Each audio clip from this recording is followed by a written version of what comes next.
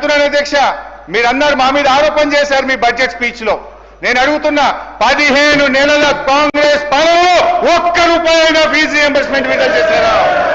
ఇదేనా మీ దళిత గిరిజన బలహీన వర్గాల విద్యార్థుల మీద మీకున్న ప్రేమ అని ఆవేదనతో అడుగుతున్నాను అధ్యక్ష. మీరు అంటున్నారు మమ్మల్ని విడుదల చేయలేదని. అధ్యక్ష, 2 సంవత్సరాలు కరోనా ఉన్నా, దేశంలో పెద్ద నోట్ల రద్దు, ఆర్థిక మాంద్యం ఉన్నా 18,500 కోట్ల రూపాయలు ఫీజు రియంబర్స్మెంట్ కింద మేము విడుదల చేశాం.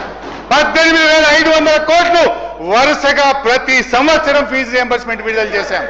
మీ మాటలు గణం, చేతలు శూన్యం. 15 నెలల కాంగ్రెస్ పాలనలో ఒక్క రూపాయి ఫీజు రియంబర్స్మెంట్ విడుదల చేయకపోవడం ఇది చాలా చాలా బాధాకరం అధ్యక్ష. అధ్యక్ష, నేను కూడా ఇంటర్వ్యూని అవుతున్నా. మీరు అన్నారు కదా మొత్తం రాష్ట్రంలో ఊరు నుంచి మండలకు, మండలం నుంచి డిస్టిక్,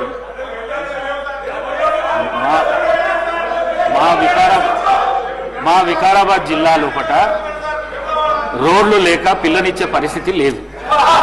రోడ్లు లేక పిల్లనిచ్చే పరిస్థితి లేదు.